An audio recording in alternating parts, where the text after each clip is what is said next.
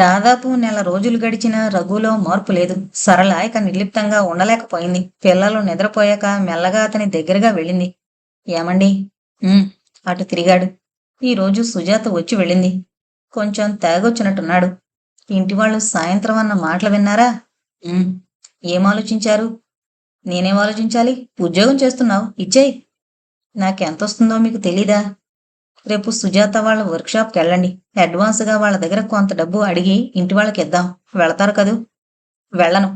కళ్ళు మూసుకున్నాడు. ఎందుకో? అతన్ని తన వైపు తిప్పుకుంటూ అడిగింది. అతను పరాయి వ్యక్తి తనను ముట్టుకున్నంత కంపరంగా ఆమె చెయ్యి తీసేశాడు. మాట్లాడరేమండి? నా ఇష్టం. నీ పొగరు నాకు తెలుసు. సంపాదిస్తున్నాననేగా. నీ చండాలపు కూడు నాకొద్దు. రేపు ఏదైనా విషం తెచ్చి పిల్లలకు పోస్తాను, నేను తాగుతాను.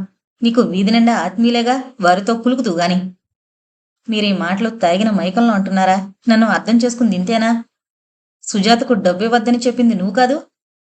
సుజాత కంపెనీలో పనిచేయడానికి అభిమానం అడ్డొస్తుంది, కానీ డబ్బు అడగడానికి రాదా? ఆ పిల్లకి ఏమిచ్చామని అడగడానికి కొన్ని హద్దులుండాలి. అన్ని హద్దులు నాకేనా? నీకేం వద్దా? అవునులే, సంపాదించేదానివి కదూ. వెటకారం చేశాడు. రోజూ ఇదే తంతు. అతను ఏదో మాటలతో గాయపరచడం, ఆమె ఏడవడం పరిపాటైంది. ఇద్దరి మధ్య ఎన్నో ఆమడల దూరం అనిపించసాగింది. లాలించి బుజ్జగించడిగినా నచ్చజెప్పినా నిరాసక్తిగా చూస్తాడు. తను అభిమానం విడిచి సుజాతను ఇంటద్దె అడగలేకపోయింది. ఫలితం ఓ సాయంత్రం సామాన్లు వీధిలో పడేసి తాళం వేసుకుంది ఇంటామె. అప్పటికే 5 నెలలు గడిచాయి అద్దెవ్వక. ఇంటి ముందు బేలగా నిల్చున్న సరళ సంసారాన్ని డాక్టర్ రాజన్ చెల్లెలు చూసింది. జాలిపడి తమ అవుట్ హౌస్లో ఉండమని కోరింది. అంతకన్నా ఆ క్షణంలో వేరే మార్గం కనిపించలేదు. మోటార్ సైకిల్ స్లిప్ అయింది. విష్ణు కాలుకు కొద్దిగా దెబ్బ తగిలింది. ఇంట్లోనే పడుకున్నాడు. ఆఫీస్ ఫైళ్లు తీసుకుని త్వరగా వచ్చింది సుజాత. అతను మంచి నిద్రలో ఉన్నాడు. కాలు దిండుపై ఉంది. నుదుట స్వేద బిందువులతో విధిలేక పడుకున్నట్టుంది. పక్కనే కూర్చుని అతని నుదుటిపై స్వేద బిందువులు తుడిచింది. అతను మేల్కొన్నాడు. మీరెప్పుడు ఒక గంట స్థిమితంగా ఉండరు. ఈ రోజు మంచి శిక్షే పడింది. శ్రీరామ్ కంపెనీ ఇచ్చాళ్లే. నిన్న బాంబే పంపమన్న ఉత్తరం పంపావా? లేదు, స్లైట్ మోడిఫికేషన్ చెయ్యాలి. మీ అనుమతి లేందే? పతివ్రత లక్షణం కాబోలు. పతివ్రతను కావాలని కాదు, స్వతంత్రించానని అనుకునే ఆస్కారం మీకెందుకివ్వాలి? అపార్థం చేసుకుంటానని కలొచ్చిందా? లేదుగాని మగవారి మాటలకు అర్థాలు వేరు అనాలప్పుడు. ఎందుకో? అన్నయ్యను చూడండి. వదినను ప్రేమించి ఇష్టపడి వివాహం చేసుకున్నాడు. ఇప్పుడు ఆమె చేసే ప్రతి పని తప్పుగానే కనిపిస్తోంది. హీనాతి హీనంగా విమర్శిస్తాడు. చివరకు శీలాన్ని కూడా శంకించే స్థితికి దిగజారిపోయాడు. ఆమె పిచ్చిదాన్లా తయారైంది. తప్పు అతనిది కాదు. పరిస్థితులు అలా అనిపిస్తున్నాయి. కష్టాలలో నిలదొక్కున్నవాడే, ఆత్మస్థైర్యం కలవాడే నిజమైన మనిషి. కొందరు ఏదో కాంప్లెక్స్తో తాము బాధపడుతూ ఇతరులను బాధ పెడతారు. ఎదుటివాడు ఏది చెప్పినా చెడుగానే వినిపిస్తుంది. లెక్చర్ ఇచ్చేశారా? కాదు, నీకు నిజం చెబుతున్నాను. నేనంత బలహీనుణ్ణి కాదు. ఒకవేళ నీ వల్ల ఏదైనా పొరపాటు జరిగినా దిద్దుకునే శక్తి ఉందలే. అంగీకరించాం. నవ్వుతూ అతని బొగ్గపై చుంబించింది. ఆమె మెడపై చేయి పోనిచ్చి మొత్తుగా చూశాడు. ఏంటి కొత్త పెళ్ళికొడుకులా? ప్రేమానురాగాలు అమరమైనవి సుజా. వాటికి కాలం వయసుతో పనిలేదు. సామరస్యంగా జరిగే సంసారంలో ఇవి నిత్య నూతనమై ఉంటాయి. అలాగా? టీ తాగుతారా? ఇస్తే వద్దంటామా? ఆమె టీ చేసి భర్తకిస్తుండగా ఉదయ్ పైకొచ్చాడు. తనకు చేసుకున్న టీ అతనికిచ్చింది. ఏమన్నయ్యా, ఈ సమయంలో మీరింట్లో ఉంటారనుకోలేదు. పరిస్థితిలో ఉండమంటే ఉండాల్సిందే. కాలు బెణికిన ఉదంతం చెప్పాడు. వదినా, రేపు వాసంతికి ఏదో సీమంతమంట, మీరు రావాలి అన్నాడు. అలాగే, కంగ్రాచ్యులేషన్స్. థ్యాంక్స్ అన్నయ్య. వివాహ జీవితం సుఖమయం కావాలంటే ఈ పెద్దలను దూరంగా పంపించాలి. లేని ఆంక్షలు పెడతారు. అమ్మింత చాదస్తమని అనుకోలేదు. విష్ణు ముఖంపై చిరునవ్వు చూసి అన్న తనను సమర్థించడం లేదని తెలిసిపోయింది. నీకు గజగజ వణికిపోయేవారు, నాకైతే తలనొప్పిగా ఉంది. ఉదయ్, ఎటువంటి వారైనా తల్లిదండ్రులేరా? వాళ్లను విమర్శించే అధికారం నీకు లేదు. భార్య స్థానం భార్యదే, పెద్దల స్థానం పెద్దలదే అన్నాడు. అతను అరగంట ఆ మాట ఈ మాట మాట్లాడి వెళ్ళిపోయాడు. కిందకొచ్చి ఉదయ్ పిలిచిన విషయం చెబితే కాంతమ్మ బాధపడింది. అంత నిర్లక్ష్యంగా పిలిస్తే వెళ్ళడం దేనికి? కమలమ్మ కసురుకుంది. సుజాత అత్తవంక చూసింది. పరాయివారా, వెళ్ళిరా అంది. ఆ తర్వాత ముగ్గురు చాలాసేపు బాధపడ్డారు. అలిసి పడుకుంది కమలమ్మ. విష్ణు పిలవడంతో కంగారుగా లేచింది. ఏంటి నాయనా ఇలా వచ్చావు? నన్ను పిలిస్తే నేనే వచ్చేదానిగా. పర్వాలేదు పిన్ని. చనువుగా ఆమె మంచంపై కూర్చున్నాడు. పిన్ని, ఈరోజు ఉదయ్‌తో మాట్లాడుతుంటే కొత్త విషయాలు తెలిసొచ్చాయి. రాజీవ్ 2 సార్లు అదనంగా పరీక్షకు కూర్చున్న డబ్బు లెక్కగొడుతున్నాడు. అందుకే మిమ్మల్ని ఓ ప్రశ్న అడగాలనొచ్చాను. మీకు రేణు ఒక్కర్తే కూతురు. మాకు ప్రభ, రామ ఉన్నారు. ఉమ్మడి ఆస్తి పోయిందన్న తగాదా వద్దు. మీది మీరు చూసుకుంటే నాకేం అభ్యంతరం లేదు. విష్ణు. అవును పిన్ని. అది నీ వల్ల కాదంటే కలిసే ఉందాం. ఎంత ఖచ్చితంగా మాట్లాడుతున్నావురా? జరుగుతున్న విషయాలు చూస్తుంటే అంత్యనిష్ఠూరం కంటే ఆదినిష్ఠూరమే నయమనిపించింది. ఒకప్పుడు మూర్ఖంగా ఏదేనంటే మనసులో పెట్టుకోకురా. నీ అండన ఇలాగే వెళ్ళిపోని నా జీవితం. ఈ పిల్లలను అదుపులో పెట్టడం నా తరమా? ఇక పెళ్ళిళ్ళు నువ్వు సంపాదిస్తావు, నీ చెల్లెలకిస్తావు. అంత మాత్రం అర్థం చేసుకుంటే చాలు పిన్ని. అతను లేచి తల్లి దగ్గర కాసేపు కూర్చుని నెమ్మదిగా మేడెక్కాడు. సరళా. "ఉమ్," అంది పచ్చడి రుబ్బుతూ. డాక్టర్కు నీకు ఎలా పరిచయం అయింది? ఇదివరకు చాలాసార్లు చెప్పాను. నాకు మామూలు పరిచయంలా కనిపించడం లేదు. కామెర్ల రోగి శాస్త్రం. షటప్. స్త్రీని మహామహావాళ్లే అర్థం చేసుకోలేదు. నేనంతా? నీకు నా సంపాదన ముఖ్యం గాని నేను కాదు. నా ఉద్యోగం ఊడేసరికి నేను పనికి రాకుండా పోయాను. డాక్టర్ కావలసొచ్చాడా? చిచ్చి, మీకు మతుండే మాట్లాడుతున్నారా? నీకెంత పొగరే, నాకు మతిలేదంటావా? వంగదీసి వీపుపై దబాదబా గుద్దాడు. కిక్కురు మనలేదు. ముందు డాక్టర్ కుటుంబం ఉంది. వింటే పరువు పోతుంది. జుట్టు పట్టి అటు ఇటు కొదేశాడు. నిజం చెప్పవే. మీకు ఏం చెప్పినా అర్థం కాదు అంది. శరీరం అప్పగించి ఊరుకుంది. అతను చేతులు నొప్పి పుట్టే వరకు దెబ్బలు కొట్టి వదిలేశాడు. పిల్లలు అరవబోయారు. సరళ సైగను అనుసరించి అలాగే నిలబడిపోయారు. అతను బయటకు వెళ్ళిపోయాడు. పచ్చడి ఒక దగ్గర చేర్చి గిన్నెలోకి తీసింది. ఏంటి ఆ గొడవ? సుందరం అడిగినా ఎవరూ జవాబు చెప్పలేదు. లోపలికి వెళ్ళి తన ముఖం చూసుకుంది అద్దంలో. ఉబ్బి భయంకరంగా ఉంది. బడికి పోవడం కుదరదని డాక్టర్ గారి చెల్లెలికి లీవ్ లెటర్ ఇచ్చి పంపింది చిట్టితో. సాయంత్రం పంపు దగ్గర బట్టలు ఉతుకుతోంది సరళ. డాక్టర్ గారు క్లినిక్కు వెళ్ళడానికి బయటకొచ్చారు. ఏమండి? ఉలిక్కిపడి చూసింది సరళ. ఆమెను చూస్తూనే అతను చలించిపోయాడు. మీ వారిని మంచి డాక్టర్కు చూపించాలమ్మా. ఇందాకొచ్చి నా భార్యకు విడాకులిస్తాను, మీరు పెళ్లి చేసుకోండి అన్నారు. నాకేం అర్థం కావడం లేదు. డాక్టర్ గారు, మా వల్ల ఇలాంటి అవమానాలు జరిగితే క్షమించండి. మరో 4 రోజుల్లో ఇల్లు చూసుకుంటాం. అది కాదమ్మా, నేను వెళ్ళిపోమడం లేదు. ఆయన ఆరోగ్యం, ఐ మీన్ మానసిక ఆరోగ్యం బావున్నట్టు లేదు. అంటే? అంటే? అలాగే వదిలితే పిచ్చి. డాక్టర్ గారు. అవునమ్మా. మిమ్మల్ని అడగలేకపోయాడు. సరళ ముఖం తిప్పుకుంది. అతను వెళ్ళిపోయాక అలాగే బట్టలు ముందు పెట్టుకుని కూర్చుంది. ఒరే రాజు, నువ్వు డాక్టరు కావాలరా, అవుతావు కదూ? తన ఆలోచనలు కట్టిపెట్టి ఇటు తిరిగింది. రఘు కొడుకును పట్టుకుని నిలదీస్తున్నాడు. వాడేమో భయంగా చూస్తున్నాడు. మాట్లాడవేరా వెధవా, నీకు నేనంటే లక్ష్యం లేదు కదూ? చాచి చెంపకై కొట్టాడు. వాడు బోరుమన్నాడు. తను కలగజేసుకుంటే మరీ రెచ్చిపోతాడని ఊరుకుంది. సుందరం వచ్చి నానా తిట్లు తిడుతూ పిల్లవాణ్ణి విడిపించుకుపోయింది. సుజాత వాసుని తీసుకుని సికింద్రాబాద్ సుశీలమ్మ ఇంటికి పేరంటానికి వెళ్ళింది. ఇల్లంతా వాసంతి బంధువులతో కిటకిటలాడుతోంది. సుశీలమ్మ ఎక్కడా కనిపించలేదు. ఎవరూ మాట్లాడించలేదు. వాసు మగవారిలో కలిసిపోయాడు. సుజాత పేరంటాళ్లను బంధువులను పరికించింది. నగల తళతళలతో పట్టుచీరల రెపరెపలతో ఆడంబరంగా ఉన్నారు.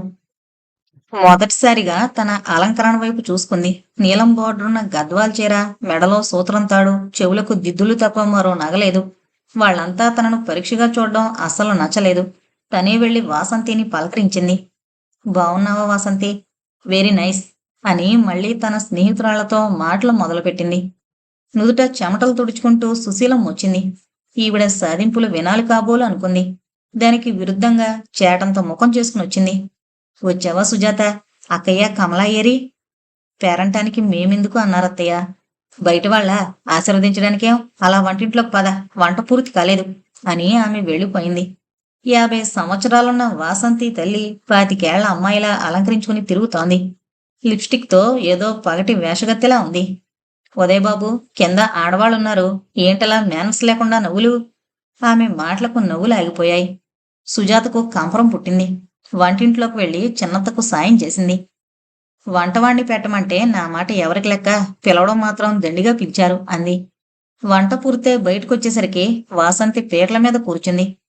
సర్వాలంకారాలతో చుట్టూ స్నేహితురాళ్లు కూర్చున్నారు. సినిమాలో సెట్లా ఉంది. ఫోటోగ్రాఫర్ ఫోటోలు తీస్తున్నాడు.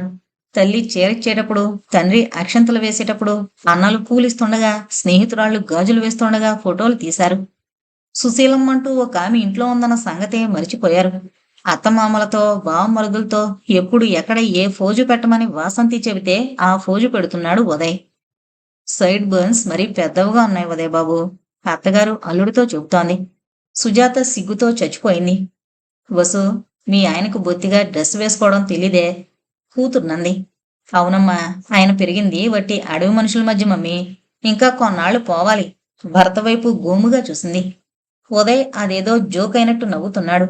అందరూ జత కలిపారు. సుజాత ముఖం చిన్నబోయింది. తను తెచ్చిన ప్యాకెట్ తీసుకెళ్లి వాసంతికి ఇచ్చింది, బొట్టు పెట్టించుకుంటుందో లేదో అని భయపడుతూ. అందరూ భోజనాలకు బదులు పడక గదిలో అమర్చిన పానీయాల వైపు వెళ్లారు. చీర్స్! అత్త అల్లుడు గ్లాసులు తాకించుకున్నారు. సుజాతకు వింతగా ఉంది. ఆడవారు తాగుతారత్తయ్య? నెమ్మదిగా అడిగింది. వాళ్ళు ఆడవాళ్లటే తల్లి, అంతా కర్మ. సుజాతకు నవ్వొచ్చింది. పొత్తుల సంసారం పోరంటూ వేరైతే అక్కడ సుఖం లేదు. పెద్దమ్మ, తాగుడు పార్టీ ఈరోజు తెమలదు గాని మాకు వడ్డించాయి. వాసు బయటకొచ్చాడు. బయట నుండి రాజీవ్, చలపతి వచ్చారు. అందరికీ వడ్డించింది. పక్క గదిలోంచి నవ్వులు, కేరింతలు వినిపిస్తున్నాయి. ఏదో ఇంగ్లీష్ రికార్డు వేసినట్టున్నారు. మ్యూజిక్ వినబడుతోంది. ఈరోజు డ్రింకింగ్ పార్టీయా?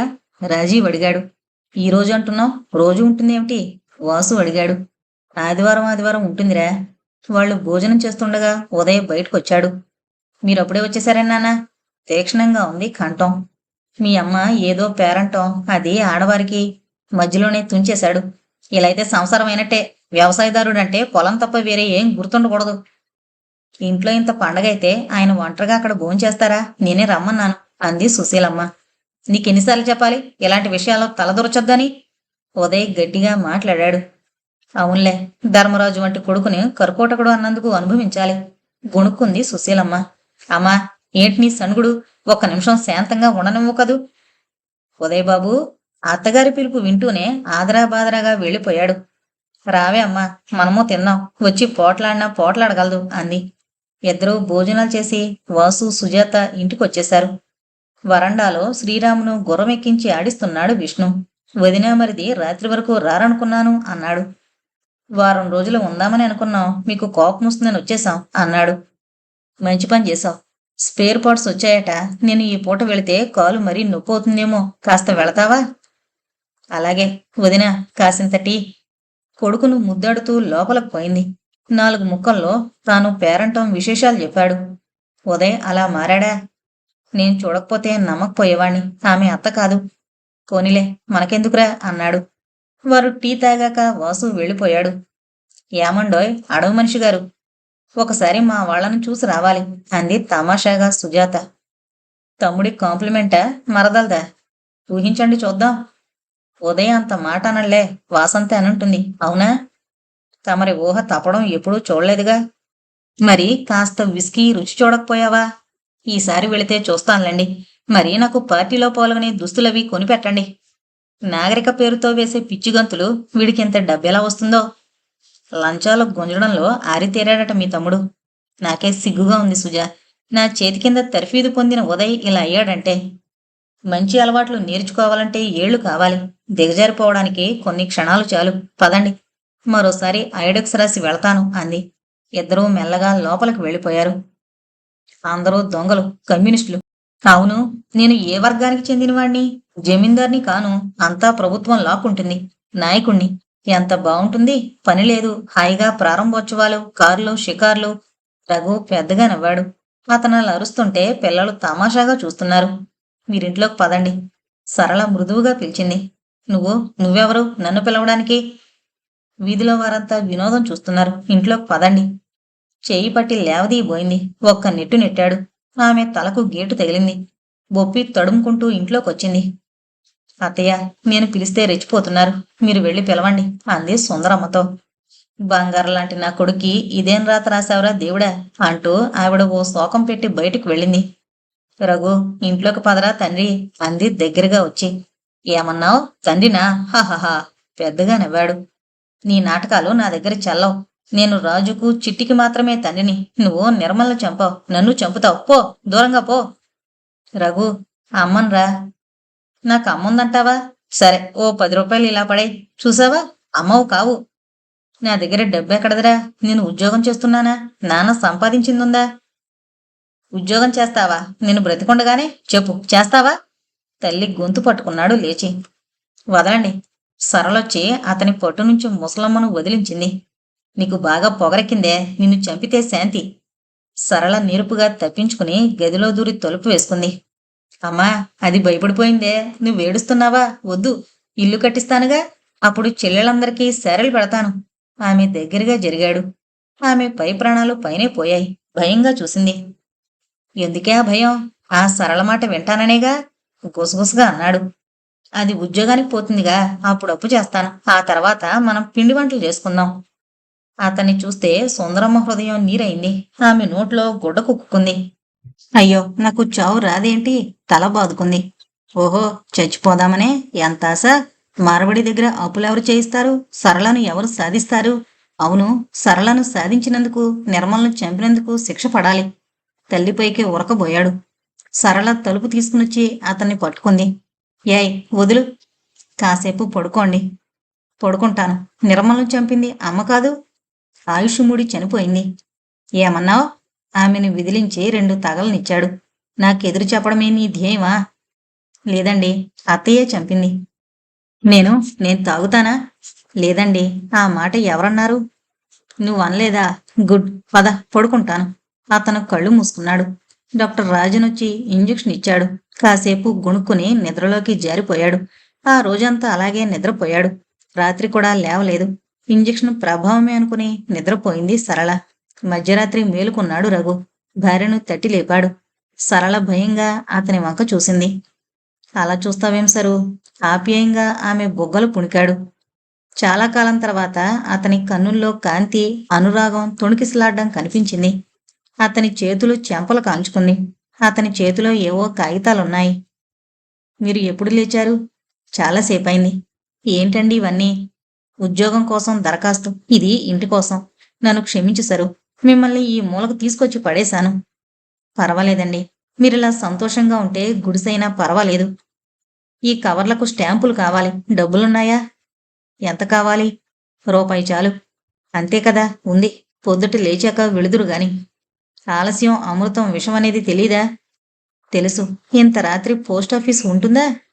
ఆ విషయం మర్చిపోయాను. I am sorry. నా సరసన పడుకోవాలంటే భయమాసరు. అదేం లేదు అంది. కొన్ని రోజుల క్రితం సిగ్గు విడిచి అతని సరసన చేరితే అసహ్యంగా చూసి లేచి వెళ్ళిపోయాడు. కుదుట పడుతున్న అతని మనసులో రాయి వేయడం భావ్యం కాదని ఊరుకుంది. ఇలారా. చేయి పట్టి లేవదీశాడు. లేచి అతని సరసనే పడుకుంది. సరు, ఉద్యోగం దొరికితే అప్పులన్నీ తీర్చి పారేద్దాం. అలాగేనండి అంది ఆప్యాయంగా అతని వీపు నిమురుతూ. అతను తోటకూర కాడల్లో ఉన్న సరళ చేతులు ఆప్యాయంగా తన మెడ చుట్టూ వేసుకున్నాడు. ఎలా అయిపోయావు చూడు, పని మనిషిని పెడతాను సరళ అన్నాడు. మంచిది. నమ్మకం లేదు కదూ? అలాగే పెట్టుకుందాం. పడుకుందామా? కంటికి పండగ్గా నిద్రపోయి ఎన్నాళ్ళయిందో. నిజమే. నువ్విలా నా దగ్గర పడుకుని కబుర్లు చెప్పక ఏళ్ళైనట్టు లేదు.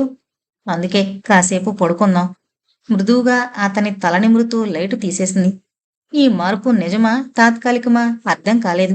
మొదట ఇల్లు మారాలి అనుకుంది. లేస్తూనే భర్త కవర్లలో పెట్టిన ఉత్తరాలు కనిపించాయి. తృప్తిగా చూస్తూ వాటిని విప్పింది. మతిపోయిందల్లా నిల్చుండిపోయింది. ఒకటి ముఖ్యమంత్రికి, రెండోది ప్రధానమంత్రికి అడ్రస్ చేసి ఉన్నాయి. కొన్ని క్షణాల క్రితం అనుభవించిన ఆనందమంతా ఆవిరిలా ఎగిరిపోయింది. ముఖ్యమంత్రి గారికి 100,000,000 నమస్కారాలు. తాగానట. కంపెనీ వారు ఉద్యోగం నుండి తీసేశారు. వెంటనే మీరు నాకు మంచి జాబ్, ఇల్లు చూపించాలి. అప్పుల బాధ భరించలేక ఇల్లు అమ్ముకున్నాను కనుక ఇల్లు ఇవ్వాలి. ఇది ప్రజల ప్రభుత్వం. నేను ప్రజల్లో ఒకణ్ణి. త్వరగా తేల్చాలి. ఇట్లు రఘునాథరావు. కుమిలిపోయే శరీరాన్ని మంచంకోడు ఆసరాగా చేసుకుని నిల్చుంది. కంటిలో నీరు ఎప్పుడో ఇంకిపోయింది. హృదయ స్పందన కూడా ఆగిపోతే ఎంత బాగుండు అనుకుంది. బయటికి వెళ్లి డాక్టర్ గారింటి నుండి సుజాతకు ఫోన్ చేసి వచ్చింది. రఘు లేచి దిక్కులు చూస్తున్నాడు. అప్పుడే లేచారేం? ఎక్కడికి వెళ్ళావు? ఆ డాక్టర్ దగ్గరికే కదూ. ఇక్కడేం పని? తీక్షణంగా అడిగాడు. సుజాతకు ఫోన్ చేశాను. నీ ఆటలు నా దగ్గర సాగవు వ్యభిచారిణి. వెళ్ళవే, నా ఇంట్లో ఉండొద్దు. మెడ పట్టుకుని గెంటాడు. గుమ్మంలో కూర్చున్నాడు. అమ్మా, ఇంట్లోని వారు బయటికి, బయటి వారు ఇంట్లోకి రావద్దు. ఇది నా ఆజ్ఞ. భారత ప్రభుత్వపు ఆజ్ఞ. నవ్వుతూ పచారులు మొదలుపెట్టాడు. సరళ బేలగా చూడసాగింది. 2-3 గంటల క్రితం ఎంతో సానుభూతిగా మాట్లాడిన భర్త నిర్దాక్షిణ్యంగా నిందిస్తుంటే అసహాయంగా చూడడం తప్పితే ఏం చేయగలదు? తొందరగా డాక్టర్కు చూపించమ్మా. డాక్టర్ గారి పని మనిషి సలహా ఇచ్చింది. డాక్టర్ కన్నా భూత వైద్యుడే నయం. గాలి ధూళి సోకితే ఇంతే. డ్రైవరు సలహా ఇచ్చాడు కారు తుడుస్తూ. అంతే ఉంటుంది అబ్బాయి. ఈ మతి భ్రమణ మా ఇంటా వంట లేదు. సుందరమ్మ మాట కలిపింది. ఎవరికే మతి భ్రమణ? నీకు కాదురా, ఎవరికోనట. ఆమె వణికిపోతూ వేప చెట్టు మొదట్లో కూర్చుంది. సరళ అలాగే నిల్చుంది. అరగంట తర్వాత సుజాత వచ్చింది భర్తతో. ఆడపడుచును చూడగానే బౌరుమంది సరళ. ఊరుకో వదినా అంది బలవంతంగా కన్నీరు ఆపుకుంటూ. హలో విష్ణు, ఎలా వచ్చావు? కర్ఫ్యూ లేదు. వాళ్లకు తెలీదేంటి? తహసీల్దార్ గారి అల్లుడివి. విష్ణు పరీక్షగా తీక్షణంగా చూశాడు. మాసిన జుత్తు, పెరిగిన గెడ్డం, లోతుకుపోయిన దవడలు, చిరుగులు పట్టిన బట్టలు. ఎలుగుగొడ్డులా ఉంది ఆకారం. సుజా, వచ్చావా? నీకంటే ఆత్మీయులు ఎవరున్నారు? ఈ కొలటను పొమ్మను. అన్నయ్య వెళ్ళి అతన్ని పట్టుకుంది. ఎవరేమన్నారమ్మా? కట్నం తెలియదని బాధ పెట్టాడా? ఇదిగో విష్ణు, నేను ఎవరనుకున్నావు? తహసీల్దార్ మనవణ్ణి కాదు, ఏకైక పుత్రుణ్ణి. మా నాన్న సిఫారసుతో అమాంతం మంత్రినైపోతాను. అప్పుడు ఏం కావాలన్నా ఇస్తాను. అన్నయ్య. సుజాత అతని నోరు మూసింది. ఏంటా వాగుడు? నన్నెవరూ ఏమీ అనలేదు. ఎందుకిలా మారిపోయావురా? గౌరు మంది. ఛ, నువ్వు ఏడుస్తావా? నేను ప్రధానమంత్రి కావడం నీకిష్టం లేదా? సుజాత కన్నీరొత్తుకోవడం మరచి అతన్ని చూసింది. నెమ్మదిగా అతని చేయి పట్టి నడిపించుకుని పోయి చెట్టు మొదట్లోనే సిమెంటు అరుగుపై కూర్చోబెట్టింది. సుందరమ్మ బెదిరి లేచిపోయింది. చూడు సుజా, అమ్మ నేనంటే భయపడుతోంది. కొక్కున నవ్వేశాడు. నువ్విక్కడే ఉండు, అరగంటలో వచ్చేస్తాను. విష్ణు వెళ్ళిపోయాడు. సరళ నెమ్మదిగా ఇంట్లోకి వెళ్ళిపోయింది. పిల్లలు గుమ్మంలో నిలబడి బిక్కుబిక్కును చూశారు. ఒరే రాజా, వెళ్ళి మీ అమ్మను కాఫీ తెమ్మను. అత్తయ్యొస్తే అంత దూరం నిల్చుంటారా? కసురుకున్నాడు. సుజా, మీ వదినకు నిర్మల దెయ్యమై పట్టినట్టుందే. ఒకటే పిచ్చివాగుడు. ఆ డాక్టర్ గాడితో సరసాలు నా కళ్ళు కప్పగలదా? గుసగుసగా చెప్పాడు. అన్నయ్య, నువ్వు కాసేపు ఊరుకుంటావా? నిజం చెప్తే నమ్మవు కదూ. నిజంగా అదే కట్నం తెస్తే మన స్థితి ఎంత బాగుండేది. దాని పాదమహిమ భలే చెడ్డది. అలా సాగుతూనే ఉంది అతని వాక్ ప్రవాహం. సరళ కాఫీ తెచ్చింది. సుజాత్ వచ్చిందని తెలిసి ఎంత ఆలస్యం చేశావా? ఉరిమి చూశాడు. ఊరుకో అన్నయ్య, రా మనం కాఫీ తాగుదాం. అతని చేత కాఫీ తాగించి తను తాగింది. చూడు సుజా, అమ్మకు కాస్త మతి చలించిందేమోనని అనుమానం. చిన్నగా నవ్వాడు. విష్ణు టాక్సీలో వచ్చాడు. బలవంతంగా ఎక్కించి డాక్టర్ దగ్గరకు తీసుకుపోయారు. డాక్టర్ రఘు వాలకం చూసి నిద్రకు ఇంజెక్షన్ ఇచ్చాడు. అతను నిద్రపోయాక డాక్టర్ కుటుంబ విషయాలు, అతనికి మతి చలించక పూర్వం జరిగిన ముఖ్య సంఘటనలు వివరంగా అడిగి తెలుసుకున్నాడు. కొన్ని డైరీలో నోట్ చేసుకున్నాడు. విష్ణు సీరియస్గా లేదు. కొంత మనశ్శాంతి అవసరం. అతని మనసును బట్టి నడుచుకుంటే లాభం ఉంటుందేమో. నిర్మల చనిపోయిన పరిసరాలకు దూరంగా ప్రశాంతంగా ఉండే చోటుకు మారిస్తే బాగుంటుంది. వారి శ్రీమతి ఉద్యోగం మాని అతనికి ఎదురుగా ఉంటే కొన్నాళ్లు కుదురుతుందేమో. ఆ తర్వాత ఆసుపత్రిలో చేర్పించేందుకు ప్రయత్నం చేద్దాం. ఇంటికి తిరిగొచ్చారు. సరళ విషయాలు విని నిట్టూర్చింది. తను ఉద్యోగం మానేస్తే ఇల్లు గడిచేదెలా? భర్తను పడుకోబెట్టి వంటింట్లోకి వెళ్ళింది పలహారం తయారు చేయడానికి. ఒకసారి ఇలా వస్తారా? సుజాత బయటున్న బాదం చెట్టు కిందకు వెళ్ళిపోయింది. విష్ణు బయటకొచ్చాడు.